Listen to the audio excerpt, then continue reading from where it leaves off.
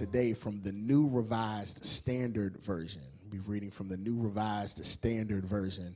It's different. Typically, we read from the English Standard Version, but today we'll be reading verses 23 and 24 of Psalm 37 from the New Revised Standard Version. There you'll find these words: "Our steps are made firm by the Lord when the Lord delights in our way. Though we stumble, we shall not fall headlong, for the Lord holds us by the hand."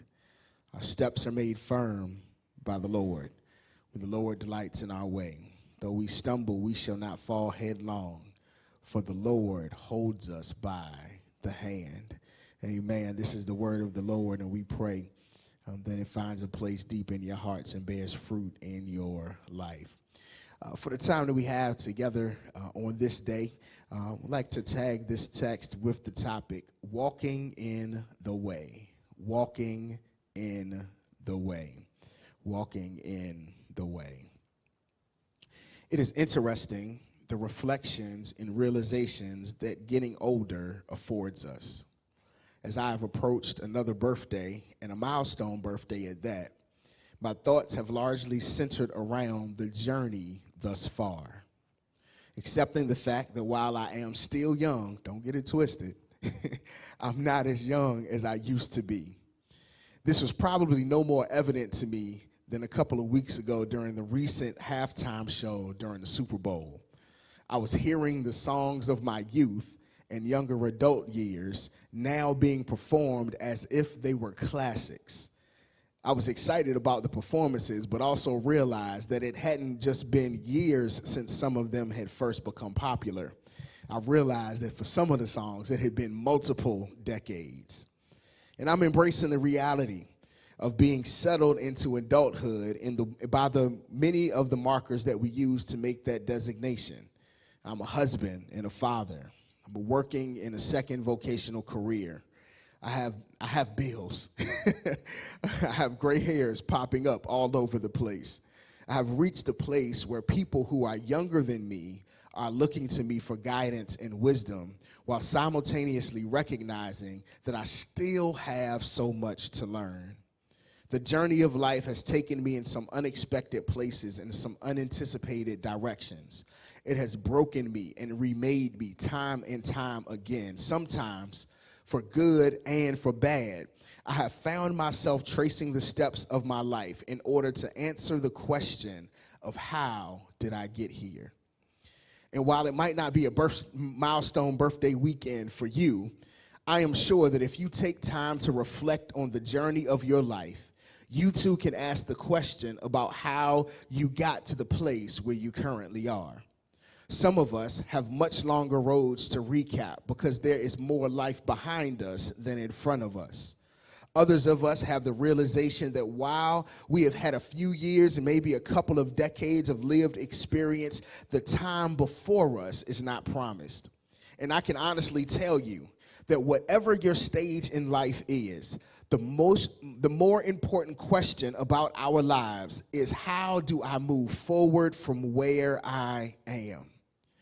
Being more intentional about how we approach the time we have before us, be it one day or one decade, is how we move towards a life that is more purposeful and more aligned with who God is shaping us to be.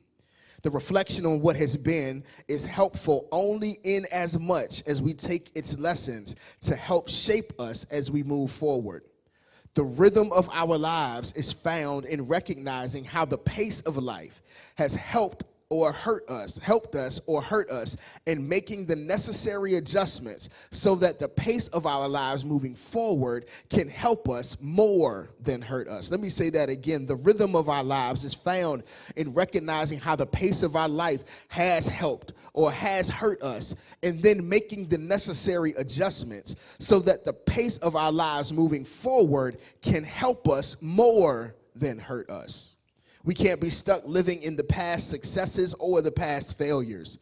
We should be learning from the past as we step forward into whatever the next thing that God has for us is.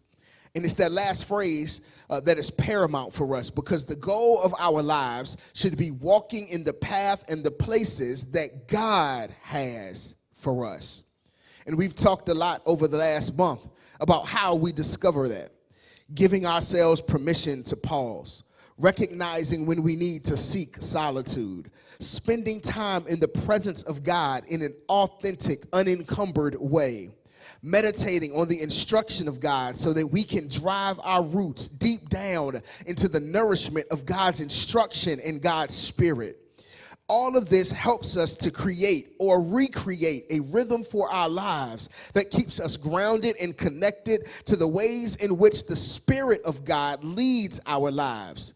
We can spend time trying to establish the plans that we want for ourselves, but God's ways are better and God's plans will be more fulfilling.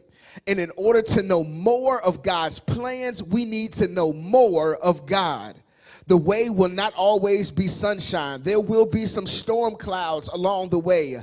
But I believe that there's some folks in the comments on Facebook and on YouTube. There's some folks dialed in on the phone line and on Zoom conferencing platform today who can join me in testifying that when we take the long view of our lives, we see the hand of God guiding us and leading us and keeping us on the way. We see the ways in which God has kept us, and though every day wasn't a good day, trying to walk in the way with God has proven to be the best thing for us.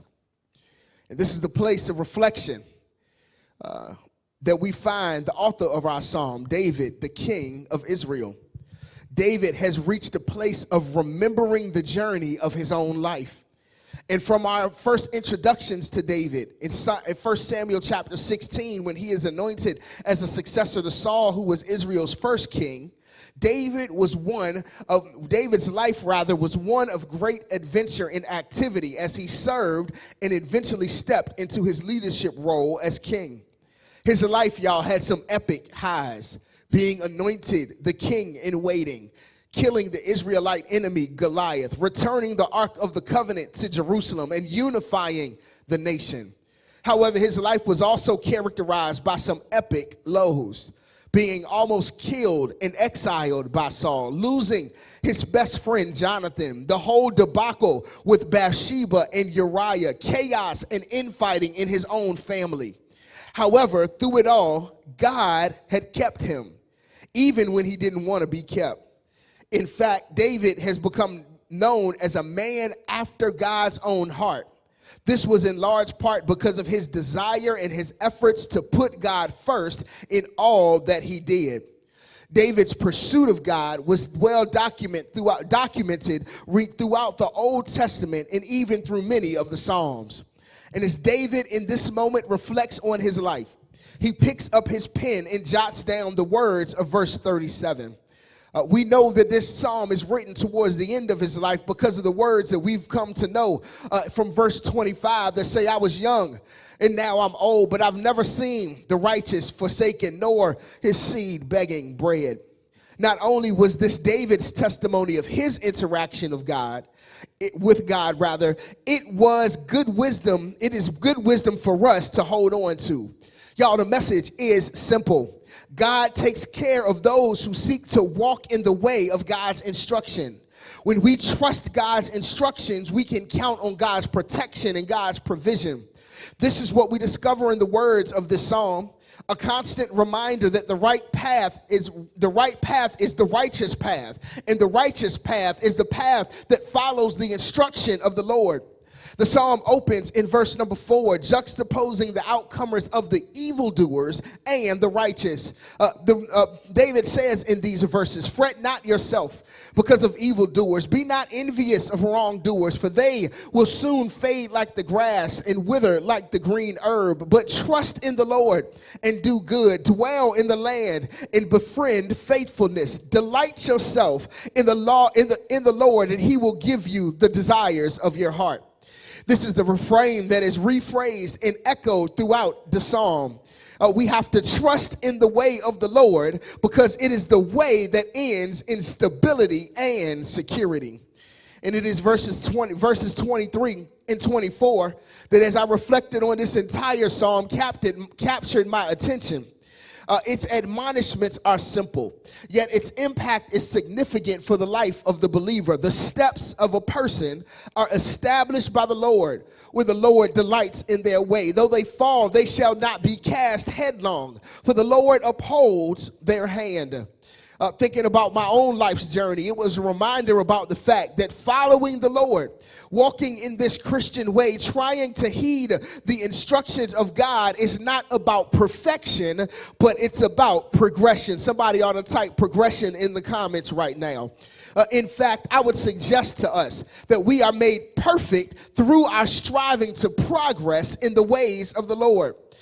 In his volume, The Long Obedience in the Same Direction, Eugene Peterson says this, quote, "And I yet decide every day to set aside what I can do best and attempt what I do very clumsily.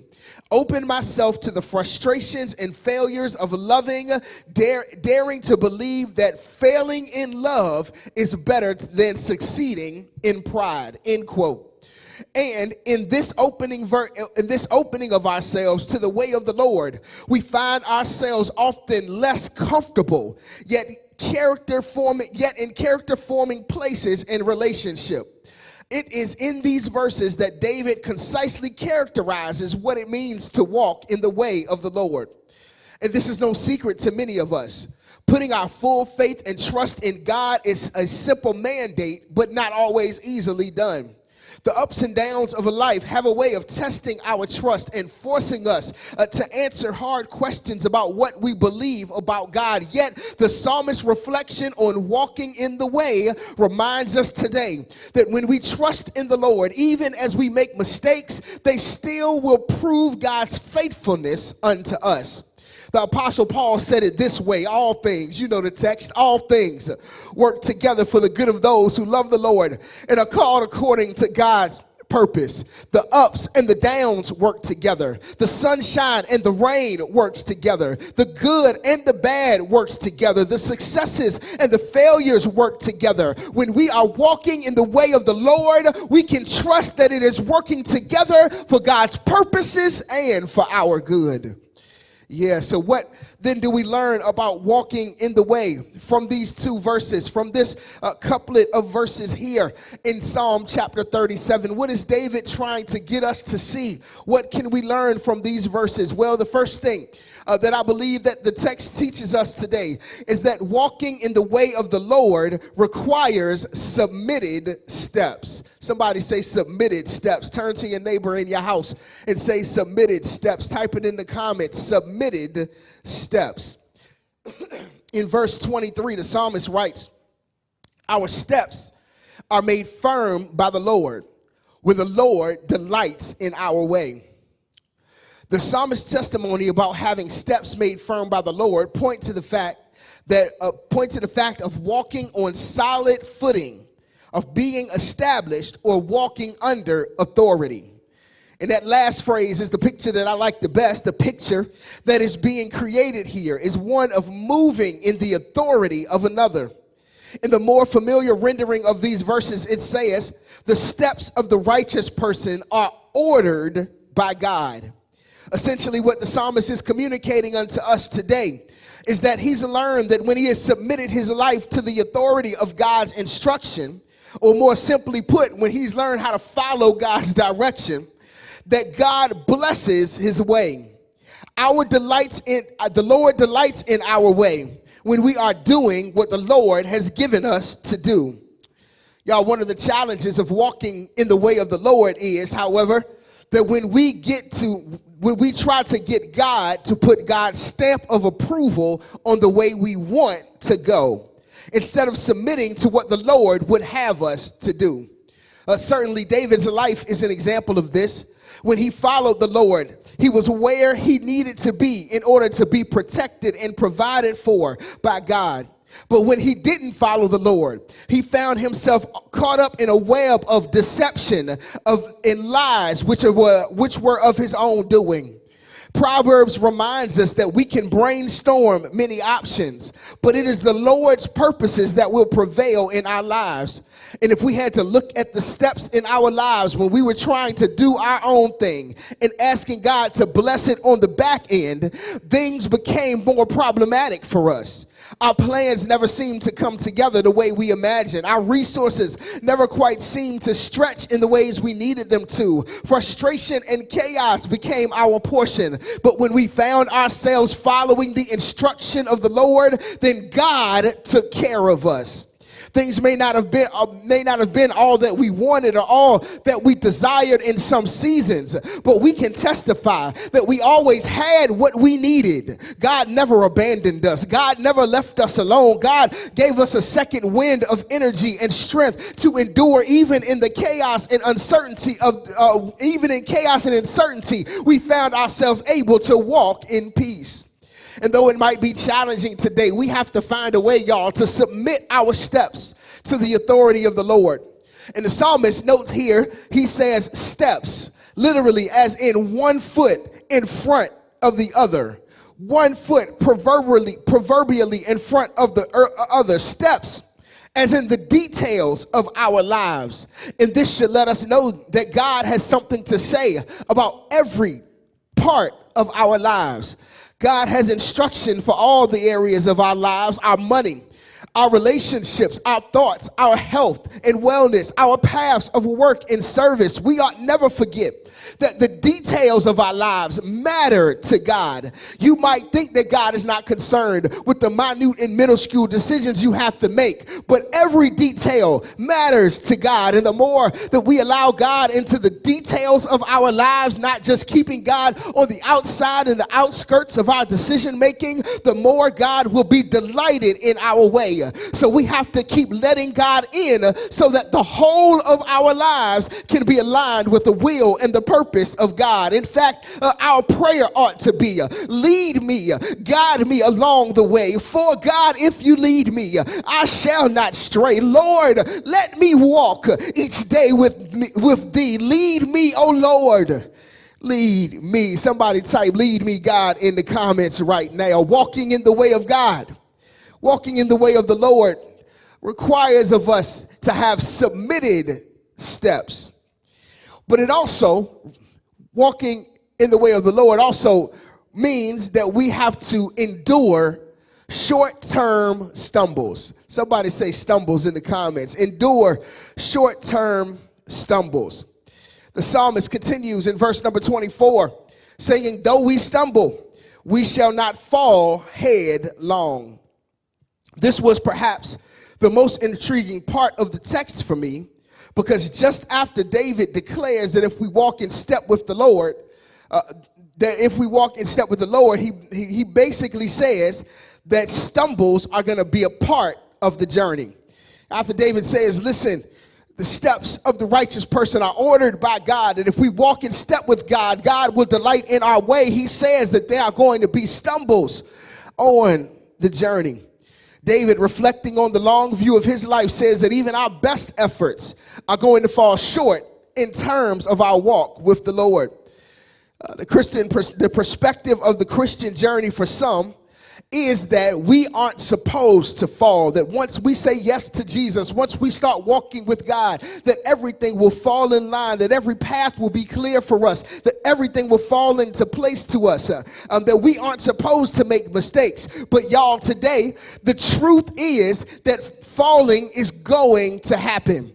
Somebody ought to type, I'm going to fall in the comments right now. Falling isn't a problem as we walk in the way of the Lord. Falling is a part of the journey as we walk in the way of the Lord. Why? Because we are not perfect. We aren't immune to mistakes. Our faith in God doesn't make us foolproof to folly. In fact, I would even push it a bit to say that walking with God sometimes leads us into situations that may cause us to stumble. It may take us into the valley of the shadow of death. The truth is that even though God delights in our way, as we are walking, we aren't exempted from downfalls. Y'all, we are going to stumble. So what the text teaches us, that we are going to stumble, but the text says, that we won't fall headlong. We won't fall headlong. That simply means, y'all, that we don't fall down and stay down. We don't fall down and stay down. We are going to fall down, but we won't find ourselves in despair. In fact, with every stumble we experience, if we can learn to manage it rightly and look at it rightly, it is an opportunity for us to learn more about ourselves and about God. In Proverbs, y'all, it teaches us that the righteous man falls down 7 times but gets up 8 times, because righteousness isn't in not falling. The righteousness is in learning how to get back up again. Y'all know what Donnie said. A saint is just a sinner who fell down but didn't stay there and got back up again. The righteousness isn't in not falling, but it's in striving to get back up again. Y'all, my baby boy turned 7 today. Not my baby boy. Jameson's the baby boy. My oldest baby boy, Marvin, turned 7 today. And wow, it seems so long ago.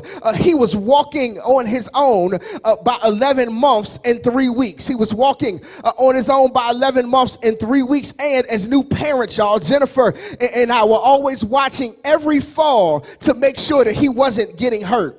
And in the process, y'all, I'm not gonna lie, I'm gonna be honest, I didn't realize initially that with every fall that he had, he was actually learning how to walk better. Y'all better catch that. With every time that he fell down, he was learning how to walk better. He was learning how to balance himself better. He was learning how to make sure that his steps were sure as he moved to the places that he was trying to go, to the point now that he'll run around up and down the basketball court, up and down the driveway, up and down the stairs at the house all the time. And maybe this is the lesson for us, y'all, that when we walk, that every time we fall, it is teaching us how to walk better. The way we learn how to walk is in part by falling on the journey. Somebody ought to say, thank God for letting me fall so I can learn how to walk again. And to be clear today, I'm not suggesting that we stumble for stumbling sake, that we put God's grace to the test and just fall and do things out of the way because we just feel like it, that we abuse God's grace as Paul suggests. But I'm telling you today that when we do stumble, if we can use it as an opportunity to deepen our trust in God, because not only do we learn for ourselves and about ourselves, but when we fall, y'all, we learn how to trust God that much more. We learn that the way of God is right and true. We learn that God, even when we do fall, won't leave us without a way to pick ourselves right back up. In fact, God is often right there to reach out his hand and extend and pick us back up so that our stumbles don't become a long-term thing, but our stumbles remain a short-term happening. So that's how we can have short-term stumbles. We got to trust that God is keeping us, trust that God is with us, trust that God will help us get back up again. Somebody say falling is a part of the process. Falling is a part of the process. Yeah, walking in the way of the Lord requires submitted steps. Walking in the way of the Lord means that we're going to have to endure some short-term stumbles. But finally today, walking in the way of the Lord guarantees sovereign support. It guarantees sovereign support. Verse 24 closes with a very simple line. It says this, for the Lord holds us by the hand. Yeah, you missed your shout right there. For the Lord holds us by the hand. The psalmist gives us the reason why our stumbles will be on the short term and why our steps can be secured. And that reason is simple, y'all. It's because the Lord will hold us by the hand. This is the discovery from falling.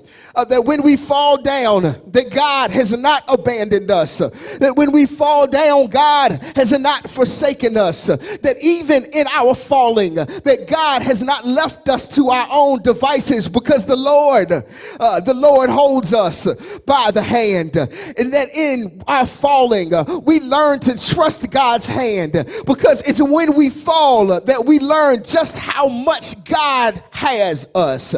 Y'all know the familiar scene in the Gospels of Peter and Jesus in Matthew chapter 14 on the sea.